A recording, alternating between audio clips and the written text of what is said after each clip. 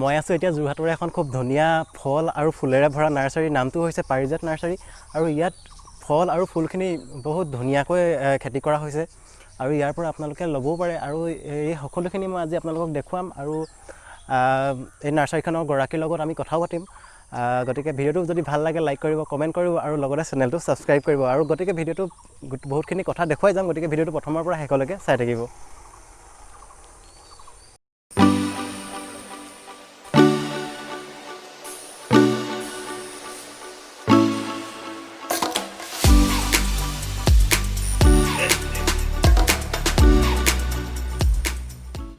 এগ্ৰিকালচাৰৰ প্ৰতি নিজৰ ব্যক্তিগত ইণ্টাৰেষ্ট এটা আছিলে। সৰুৰ পৰা আমি বাগানখন নিজৰ বাৰীখন আমি মেইনটেইন কৰোঁ। সৰুতে আমি নামৰূপত আছিলোঁ, আমি তাত মেইনটেইন কৰিছিলোঁ। তো সেইকাৰণে মোৰ নিজৰ ইচ্ছাত মই 86 চনত নাৰ্চাৰীখন আৰম্ভ কৰিলোঁ, নাৰ্চাৰী হিচাপে কৰোঁ বুলি। কাৰণ মই ভাবিছিলোঁ যে যিহেতু চহৰীকৰণ হৈছে, মানুহবোৰ চহৰৰ ফালে ধাউতি মেলিছে, মানুহ বহুত মানুহ চহৰত আজিকালি থাকে, ফুল আৰু ফলৰ সদায় এটা কদৰ থাকিব, বিশেষকৈ ফুলৰ কদৰ সদায় থাকিবই। আৰু যিটো ভাল পোৱা মানুহ বহুত আছে, সেইটো ভাবি মই 86 চনত আৰম্ভ কৰিছিলোঁ, 86ত আৰম্ভ কৰিছিলোঁ। হয়। আৰু আপোনাৰ এই প্ৰথমতে যেতিয়া আৰম্ভ কৰিছিলে তেতিয়া আপুনি কিমান জেগাত আৰম্ভ কৰিছিলে? অনুমানিক প্ৰায় 3-4 কঠামান মাটি লৈ পেলাই প্ৰথম 3-4 কঠা মাটিতে মই আৰম্ভ কৰিছিলোঁ। মূলধন মাত্ৰ প্ৰায় 3600মান টকা, 4000মান টকাৰ ভিতৰত। 4000 টকা সম্পূৰ্ণ নহয়, 4000 টকা কম লৈ পেলাই মই নাৰ্চাৰীখন আৰম্ভ কৰিছিলোঁ। ফুলকেইটাৰ পৰা প্ৰথম প্ৰডাক্ট আনি গছ গছনি অলপ আনি পেলাই আৰম্ভ কৰিছিলোঁ 86ত। তো তাৰ পৰাই আৰম্ভণি, তাৰ পৰাই গ্ৰেজুৱেলি অলপ যিখিনি পাৰিছোঁ লাহে লাহে বঢ়াই পেলাই গৈ আছোঁ। আৰু প্ৰায় কিছু বাহিৰৰ পৰা আহে প্ৰডাক্ট আৰু কিছু আমি নিজেও প্ৰডাকশ্যন কৰোঁ। এই দুই ধৰণে চলি আজি এতিয়া এইটো পৰ্যায় পাইছেই। আপোনালোকৰ এই নাৰ্চাৰীখন কেইটা বজাৰ পৰা কেইটা বজালৈকে খোলা থাকে যদি কোনোবা কাষ্টমাৰ আহিব বিচাৰে তেতিয়া? ৰাতিপুৱা 8:30 বজাৰ পৰা খোলা থাকে আৰু সাধাৰণতে দিনৰ মানে পোহৰে শেষ হয় আৰু অন্ততঃ 5:30-6টা। ঠাণ্ডাকালি বা গৰমকালি অকণমান কেতিয়াবা 2-2.5 ঘণ্টা দেৰিও হয়। সেইটো একৰ্ডিং টু নিড, যদি মানুহৰ প্ৰয়োজন হয় তেতিয়া অকণমান সময় বাঢ়িও যায় কেতিয়াবা, আদাৰৱাইজ আমি সিমান সময়তে শেষ কৰোঁ। বন্ধ কৰোঁ পোক বুলি কওঁ। ইয়াৰ বেলেগ বেলেগ ভেৰাইটি, বগা আছে, পিংক আছে, তাৰপিছত আমাৰ ৰঙাও থাকে বা বেলেগ বেলেগ কালাৰ থাকে। ইয়াৰ আৰু বেলেগ জেগাতো আছে, মই জাষ্ট এটা নমুনা দেখুৱাইছোঁ ইয়াত। কেইটামান আমি গোলাপো দেখুৱাইছোঁ। এতিয়া গৰম অলপ বৰষুণ বেছি হোৱাৰ কাৰণে গোলাপৰ ফুলবিলাক সৰি গৈছে। এইখিনি গোলাপৰ ভেৰাইটিখিনি আমাৰ আছে, আৰু আছে, মই জাষ্ট এটা নমুনা হিচাপে দেখুৱাইছোঁ। ইফালে আমাৰ এইখিনি বাগানবিলীয়া, সেইখিনিও একেই। সাধাৰণতে ফেব্ৰুৱাৰী মাহত বাগানবিলীয়াবোৰ ফুলে, গতিকে বাগানবিলীয়াখিনি আছে। এইখিনিও কিছু গোলাপ, গোলাপৰ কিছুমান প্ৰজাতি ইয়াতো আছে, বেলেগ বেলেগ কালাৰ, দুটা কালাৰ থকা গোলাপো আছে, বা চিংগুল কালাৰ আছে, বা হালধীয়াও আছে, বেলেগ বেলেগ ধৰণৰ ৰঙৰ আছে।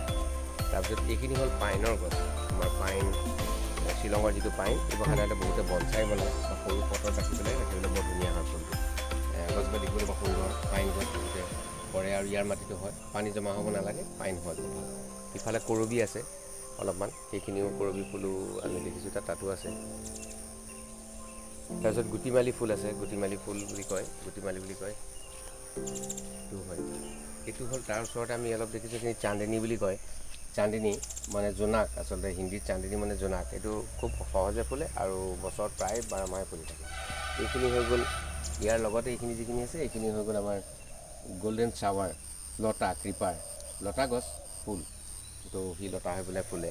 এইখিনি হ'ল জবা, ইকজৰা। এইখিনি জবা ডাঙৰ, ডাবলো আছে, ছিংগুলো আছে, কিন্তু ডাঙৰ চাইজৰ, ফুলৰ চাইজ যথেষ্ট ডাঙৰ।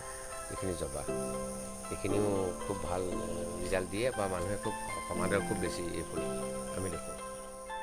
কৰ্দৈ, আমাৰ যিটো কৰ্দৈৰ এটা ভেৰাইটি, মিঠা প্ৰজাতি, যিটো কৰ্দৈৰ এটা মিঠা প্ৰজাতি, সেইটো ৰদৈ। আমাৰ মানুহে জলদি চালে খায় আৰু গছজোপা খুব ধুনীয়া, ফল যথেষ্ট লাগে আৰু একদম মেহনত নোহোৱাকৈ লাগে, পানী জমা হ'ব নালাগে। আৰু ফুল ফুলিবলৈ আৰম্ভ কৰিছে, বছৰত বহুত দিন ধৰি লাগি থাকে।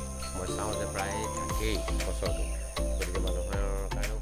জামু ইয়াত খুব ধুনীয়া পাৰফৰ্ম কৰে। আমি ইয়াত দেখোঁ যে যিটো পানী জামু বুলি আমি কওঁ, সেইটো জামু, এইটো গৰমকালি লাগে, বিশেষ সোৱাদ নাই, কিন্তু পানীয়ে বেছি। আমাৰ যেনেকুৱা পানী জামু, এইটো থাইলেণ্ডৰ ভেৰাইটি, আমাৰ ইয়াত খুব ভাল ৰিজাল্ট হয়। এই আপোনালোকে দেখিছে, গুটিবিলাক দেখিলে আপোনালোকে গম পাব, যথেষ্ট লাগে আৰু ইয়াৰ সমাদৰ খুব বেছি। ৰাইজে দেখিবলৈ খুব ভাল পায়। ভেলভেট আপেল বুলি কয়, এইটো মাবুলৰ পুলি। এইটো গছৰ গুটি আমাৰ ঘৰত লাগে, আমাৰ আছে, বেলেগ ডাঙৰ গছ আছে আৰু সহজে লাগে, দেখিবলৈ বহুত ধুনীয়া আপোনালোকে নেটত চাৰ্চ কৰিলে ভালবেট আপেল বুলি পেলাই চাৰ্চ কৰিলে আপোনালোকে পাব ৰিজাল্ট খুব ভাল এইজোপা ডালিম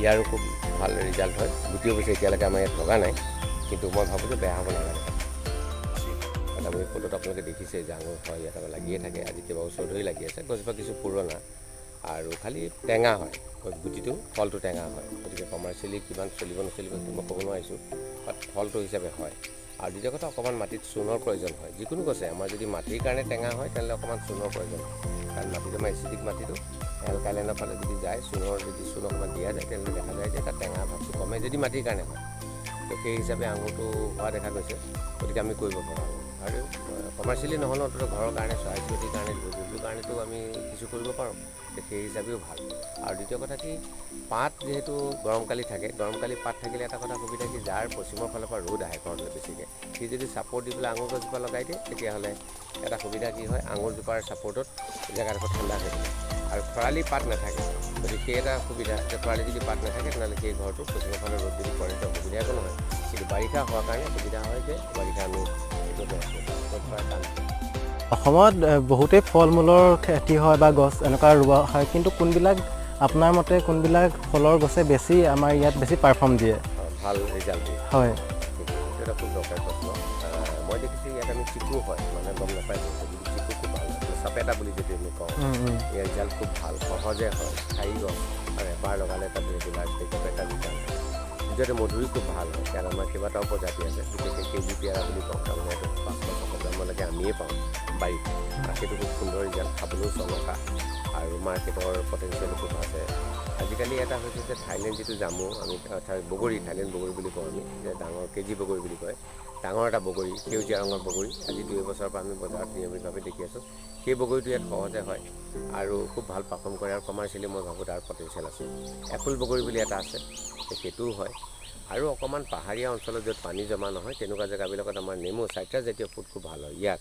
বিশেষকৈ কমলা মাল্টা বা কিন্নু এনেকুৱা ধৰণৰ গছ ইয়াত হ'ব পাৰে গতিকে মই ভাবোঁ সেইকেইটা কমাৰ্চিয়েল সম্ভাৱনা আছে আৰু মই ইয়াত হোৱা দেখিছোঁ মই ভাবোঁ যে এইটো আমাৰ এভোকেডো আছে এইটো বিদেশত হোৱা গছ তথাপিতো ইয়াতো কোনোবা খুব জনপ্ৰিয় ফল হয় এইটো লগা নাই কিন্তু ইয়াত লাগিছে বুলি কৈছে কিন্তু বাকীকেইটা ইয়াত ডেফিনেটলি হয় কাৰণ মই নিজে লগাই দেখিছোঁ আমাৰ বাৰীতো বহুতখিনি গছ আছে আৰু ফলো হৈছে হয়তো দেখিছোঁ লাগে আমাৰ দৰ্শকসকলক এবাৰ এই চিকু গছজোপা দেখুৱাই দিওঁচোন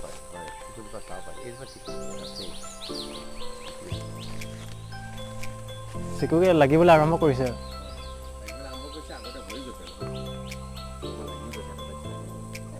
মানে বছৰটো দুবাৰমান লাগে নেকি কিছুমান লাগি আছে এইজোপাত ডাঙৰ ডাঙৰ সেইটো হৈছে চেৰি গছ চেৰি বুলি আমাৰ ইয়াত মই লাগে বুলি আগতে নাজানিছিলোঁ এই গছজোপা পৰা লগত তাৰপিছতে মই গম পালোঁ যে চেৰি ইয়াত লাগে acerola cherry riches source of vitamin C খুব ভাল উৎস ৰিচেছ চ'ৰ্চ বুলি তাতকৈ বেছি ভিটামিন চি থকা গছ এজোপা ইয়াত খুব ভাল হয় সহজে হয় অকণমান টেঙা হয় খোৱাটো হ'লে আমি জাম জেলি এটা সহজে বনাব পাৰোঁ পানী জমা নোহোৱা জেগাত আমি লগাব লাগে আৰু এইজোপা গছ প্ৰায় 3-4 বছৰৰ পৰা আমাক খুব ধুনীয়া ৰিজাল্ট দি আছে আৰু খুব সুন্দৰকৈ লাগি আছে আৰু বিশেষ মেইনটেনেঞ্চৰ একো অসুবিধা নাই অকণমান হয়তো চূণ দিলে ইয়াৰ টেঙা ভাৱটো কিছু কমিব কিন্তু ৰিজাল্ট খুব ভাল আৰু আমি এই বছৰ বিশেষকৈ আমি জাম জেলি বহুত বনাইছোঁ ইয়াৰ পৰা আৰু খুবেই কালাৰ হওক সোৱাদ হওক অত্যন্ত ধুনীয়াকৈ আমি কৰিব পাৰোঁ এইজোপা গছ আপোনালোকক মই ভাবোঁ যে ফলৰ ভিতৰত এইজোপা গছ ইয়াত দেখিবলৈ বিশেষকৈ খোৱাতকৈও দেখিবলৈ অত্যন্ত সুন্দৰ গছজোপা এইজোপা যে ৰব টেঙা গ্ৰাফটিং ৰব টেঙা এই চাওক আপুনি এইজোপা প্ৰায় 5-6 বছৰ ধৰি লাগি আছে গুটি যথেষ্ট লাগে চাপৰতে লাগে কম জেগাত লাগে আপুনি ঘৰৰ ওপৰতো লগাব পাৰে আপোনালোকে যিটো কথা ওলাইছিলে যে কম জেগাৰ যিটো কথা আহিছে আজিকালি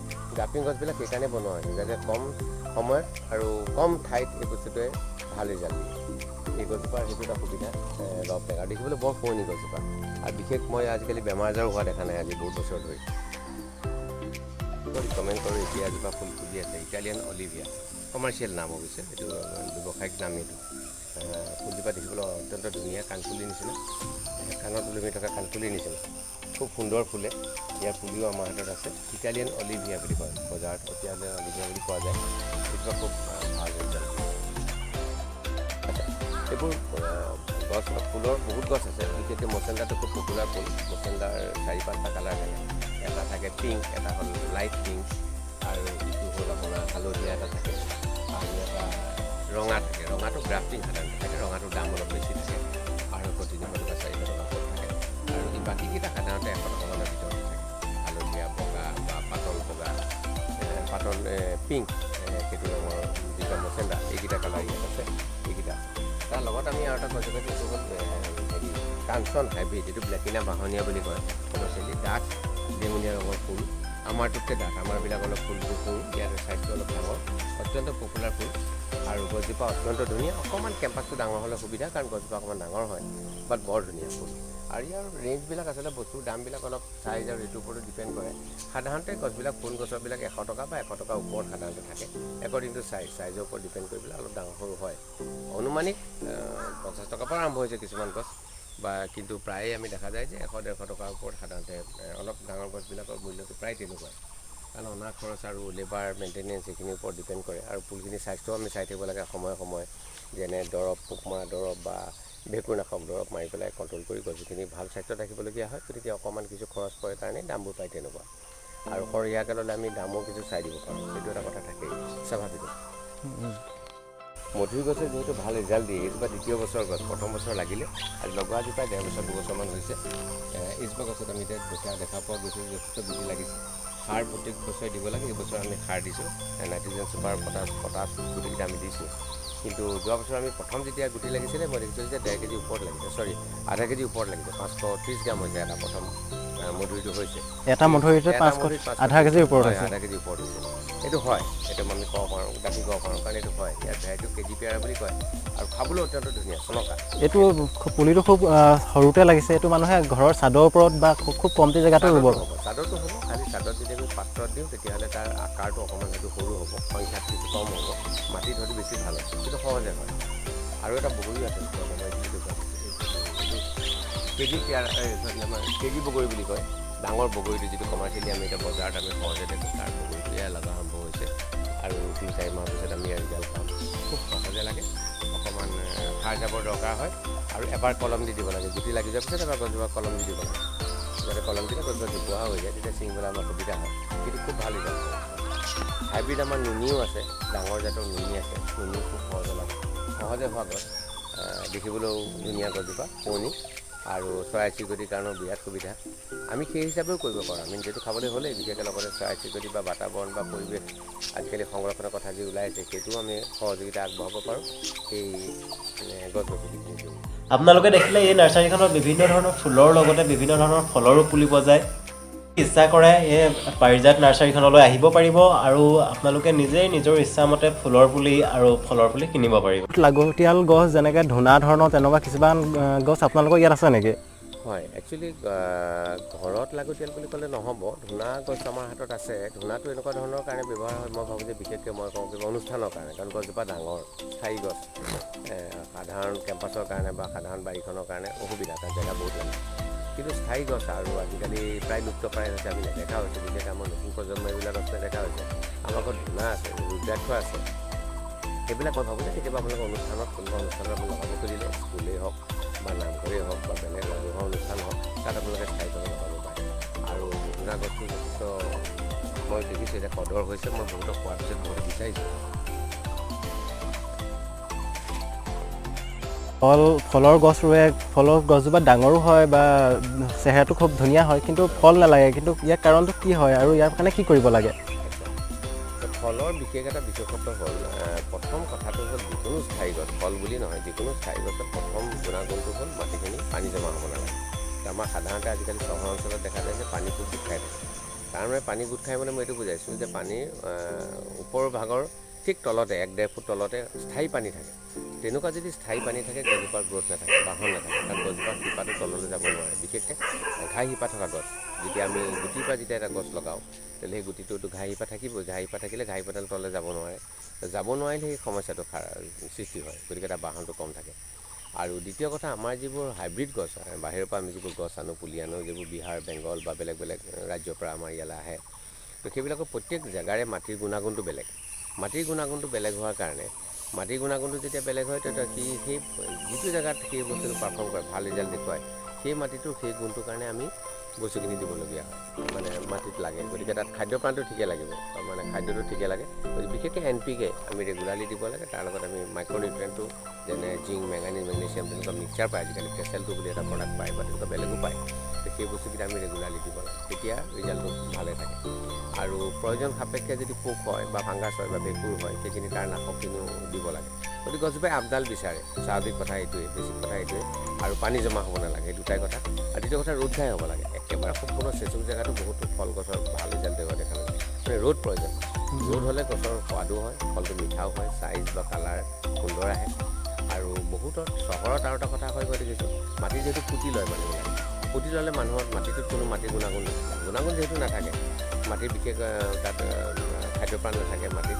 গতিকে নথকাৰ কাৰণে সেই মাটিখিনি ভাল ৰিজাল্ট দিব গতিকে আমি তাৰ জেগাত আমি ভাৰ্মি কম্প'জ হওক গোবৰ হওক বা পচন সাৰ হওক আমি ভালকৈ তাত যোগাৰ কৰিব পাৰোঁ তেতিয়া ফুলটো ৰুলে আৰু ফুলটো ৰোৱাৰ আগতে মাটি ভালকৈ প্ৰিপেয়াৰ কৰিলে আমাৰ ডেফিনেটলি ৰিজাল্ট আমাৰ ভাল হ'ব আপোনালোকৰ ইয়াত ভাৰ্মি কম্প'ষ্ট কোকোপিট হৰ্ণবিল এইবিলাকতো বহুত আজিকালি পপুলাৰ হৈছে এইবিলাক খুব কম জেগাত মাটিৰ মিশ্ৰণটো বনাওঁতে খুব সুবিধা হয় বা ভাল ইয়াৰ ফল দিয়ে আপোনালোকৰ ইয়াত এইবিলাক পাৰ্চেছ কৰিব পাৰে নেকি আপোনালোকে আছে আমি ভাৰ্মি কম্প'ষ্ট নিজেও বনাওঁ বা আমি কিনো ভাৰ্মি কম্প'ষ্ট আমাৰ থাকে কোৱালিটি খুব ভাল আৰু দ্বিতীয় কথা কোকোপিটো থাকে কোকোপিটৰ কথাটো হ'ল এইটো নাৰিকলৰ গুড়ি নাৰিকলৰ যিটো বাকলিৰ যিটো গুড়ি এইটো কোকোপিট বুলি কয় কোকোপিটটোৰ সুবিধা কি হয় কি পানীটো এবজৰ্ব কৰি দিয়ে পানীটো ধৰি থ'লে পুলিটোৰ যিখিনি আৰ্দ্ৰতা লাগে বা যিখিনি তাত পুলিটো মানে যিখিনি সেমেকা ভাৱ লাগে সেই সেমেকা ভাৱটো মেইনটেইন কৰিবৰ কাৰণে দৰকাৰ হয় আৰু আজিকালি ৱাইডলি পপুলাৰ কম মাটিত বিশেষকৈ টাব চাপ প্ৰিপেয়াৰ কৰোঁতে আমাক কোকোপিট আমাৰ দৰকাৰ হয় সেইবোৰ আমাৰ বেলেগ জেগাৰ পৰা আহে বেলেগ ৰাজ্যৰ পৰা আমাৰ ইয়ালৈ আহে আমি নিয়মিতভাৱে বিক্ৰী কৰোঁ আৰু আজিকালি কদৰ যথেষ্ট বেছি মানুহে জানেও ইয়াৰ গুণাগুণ সেইটো আছে বাকী বন মিল আছে বিশেষকৈ বাগানভিলীয়া জাতীয় গছত বন মিল লাগে কিছুমান গছে বন মিল বিচাৰে মানে ফচফৰাছ মেইনলি তো সেইটোও আমাৰ ইয়াত থাকে আমি সেই তেনেকুৱা গছো আমি সাৰো আমি ৰাখোঁ বন মিল থাকে নিমখলি থাকে গতিকে তেনেকুৱা ধৰণৰ মানুহৰ আজিকালি যিহেতু চাহিদা থাকে গতিকে আমি সেই হিচাপে মানুহৰ চাহিদা অনুসৰি বস্তুখিনি আমি ৰাখোঁ দাদাৰ এটা খুব ধুনীয়া ইউটিউব চেনেলো আছে পাৰিজাত নাৰ্চাৰী নামেৰে আপোনালোকে সেইটোও ভিজিট কৰিব পাৰে ইয়াৰ চেনেলৰ লিংকটো মই ডেছক্ৰিপশ্যনত দি দিছোঁ আপোনালোকে ইয়াৰ পৰা ডাইৰেক্ট গৈও এই চেনেলটো ভিজিট কৰিব পাৰে আৰু ইয়াত এই চেনেলটোত বহুতখিনি কথা কেনেদৰে ফুল আৰু ফল গছ ৰুব লাগে তাত কি কেনেকুৱা ধৰণৰ কাম কৰিব লাগে কেনেকৈ ধৰিলে ফলটো ভালদৰে ধৰিব কি হ'ব এই সকলোখিনি তাত বুজাইছে আপোনালোকে ইয়াত ভালদৰে চাই জানিব পাৰিব